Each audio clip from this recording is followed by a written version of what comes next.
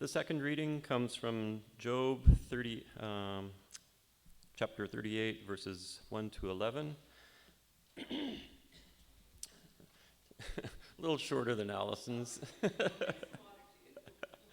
But and like Allison, I'd just like to contextualize this passage a little bit. So it's from the book of Job, and of course we all know Job was a virtuous man and very proud of that fact, and God's looking down on heaven and going, oh, Job, he's such a great guy, and Satan comes along and goes, he wouldn't be so virtuous if he fell on a little bit of misfortune. And God's like, oh, you want to lay a bet on that? And so they make a bet, and God starts bringing down these disasters upon Job to test his faith and his virtue.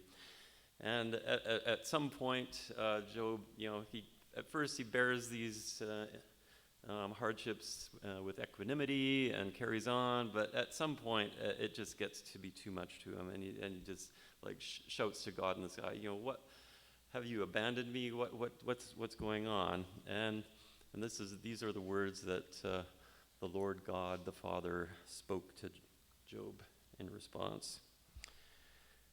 Who is this that obscures my plans with words without knowledge? Brace yourself like a man. I will question you, and you shall answer me. Where were you when I laid the earth's foundation? Tell me if you understand. Who marked off its dimensions? Surely you know. Who stretched a measuring line across it? On what were its footings set? Or who laid its cornerstone? While the morning stars sang together and all the angels shouted for joy. Who shut up the sea behind doors when it burst forth from the womb? When I made the clouds its garment and wrapped it in thick darkness? When I fixed limits for it and set its doors and bars in place? When I said, this far you may come and no farther. Here is where your proud waves halt.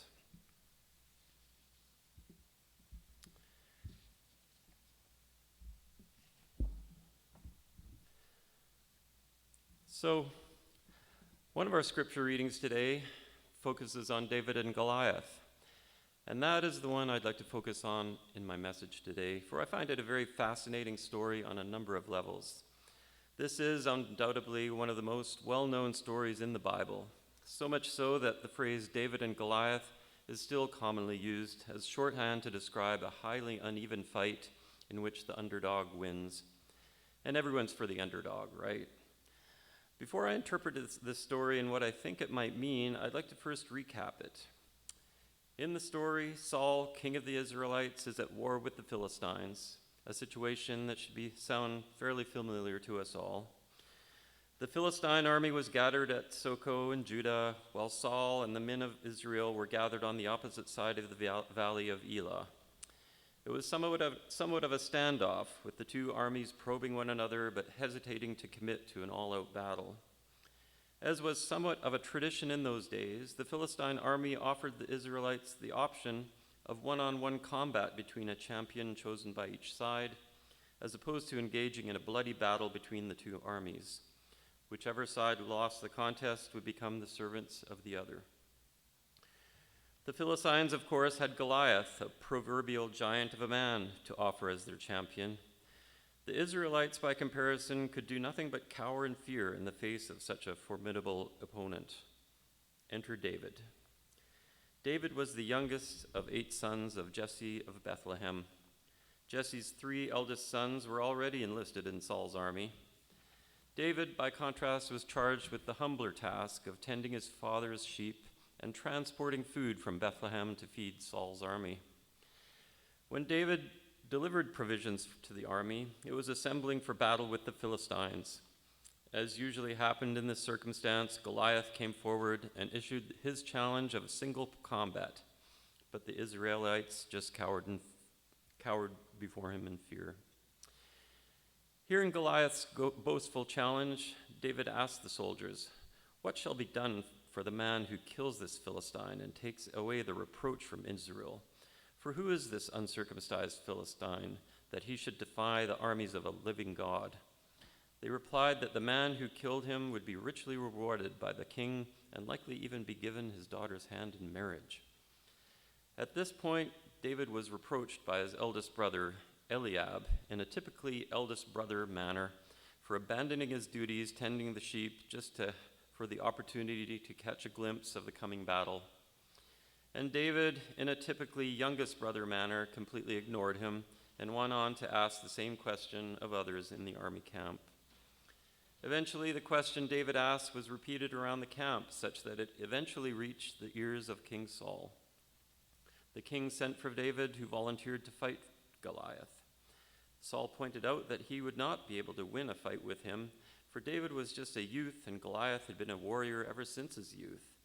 But David countered this, saying that he had kept his father's sheep since he was a youth, and whenever a bear or a lion attacked the flock, he smote them and slayed them. It would be no different with Goliath, he maintained.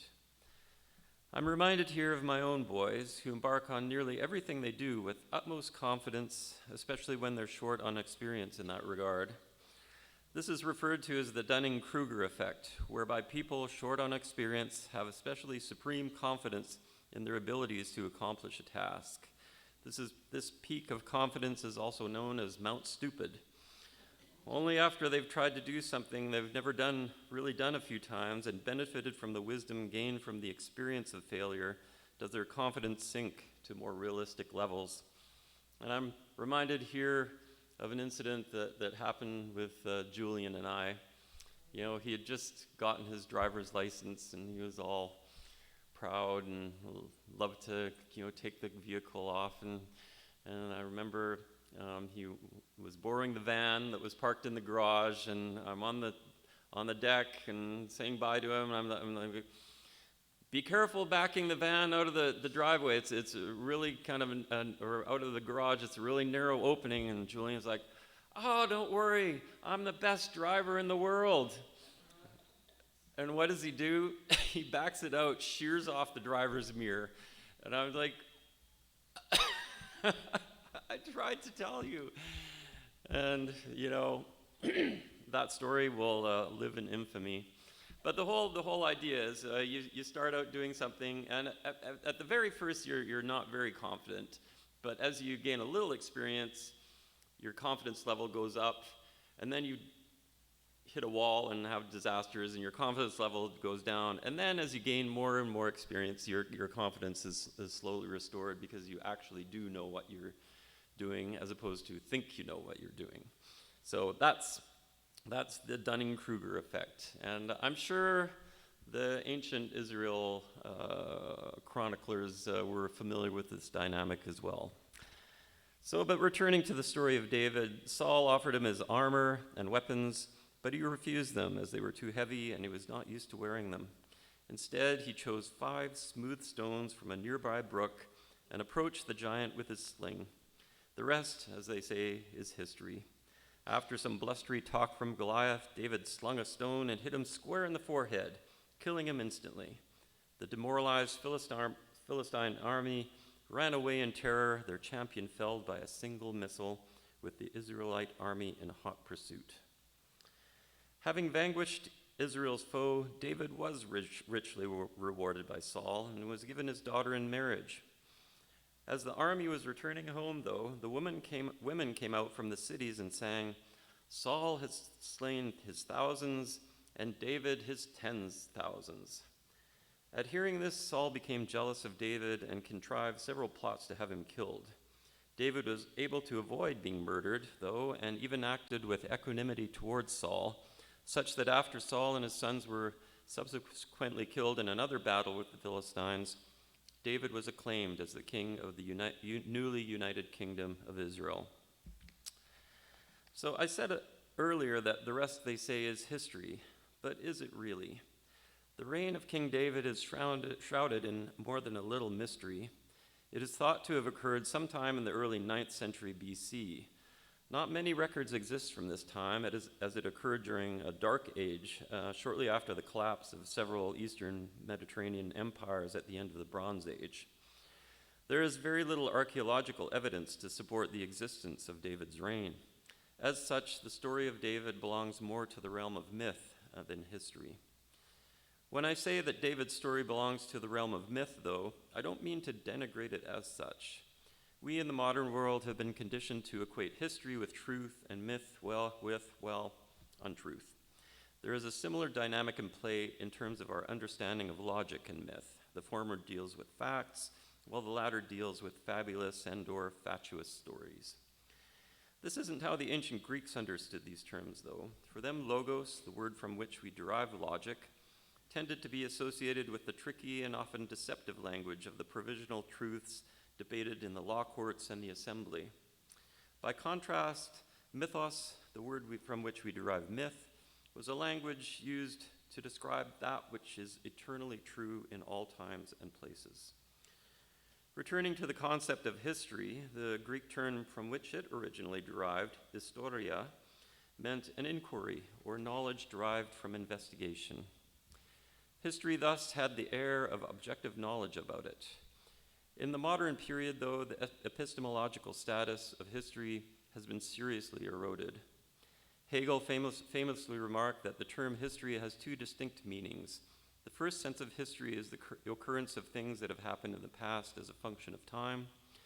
But the second sense of history is as a subject of study, and as a subject of study is distinct from that which is studied, which is to say it's not an objective reality. In the postmodern era in which we now live, the epistemological status of history as a subject of study is under siege. Things once widely regarded as true, such as the justice and cause of the American revolutionaries in 1776, for instance, are now radically called into question. Rather than seeing them as fighting for freedom from tyranny in order to establish a more just union, they are now often portrayed as property owners acting out of self-interest to preserve their own privileges, including the holding of slaves. The noble aims of the revolution are thereby dismissed as delusions, in other words, myths, that hide and obscure the actual selfish motives behind it.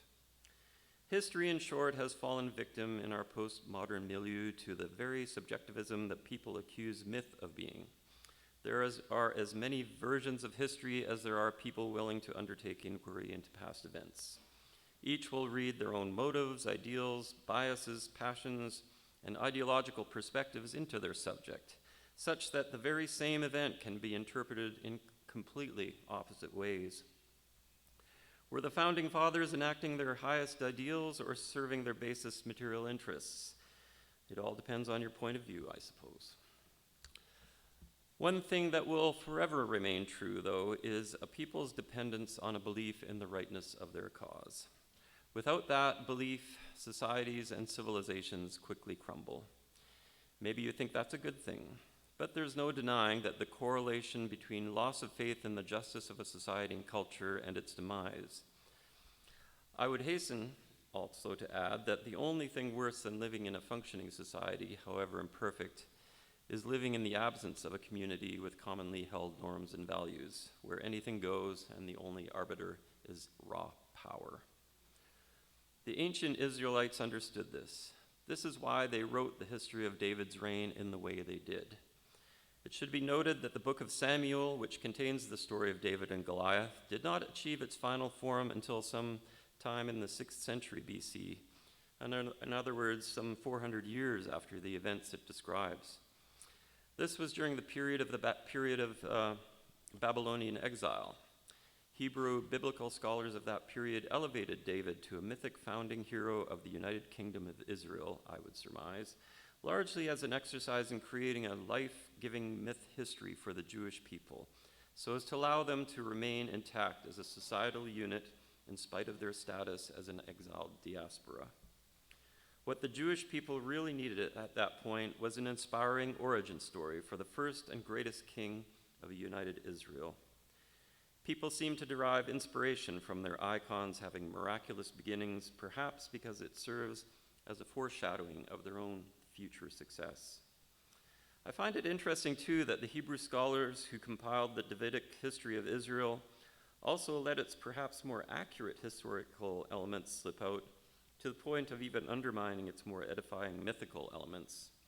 Later in 2 Samuel, among numerous other miscellaneous anecdotes, The narrator contradicts the foundational origin story of the heroic King David by stating that it was Elhanan, not David, the shepherd boy, who slew Goliath. And that's in 2 Samuel chapter 21, verse 19, if you want to look it up.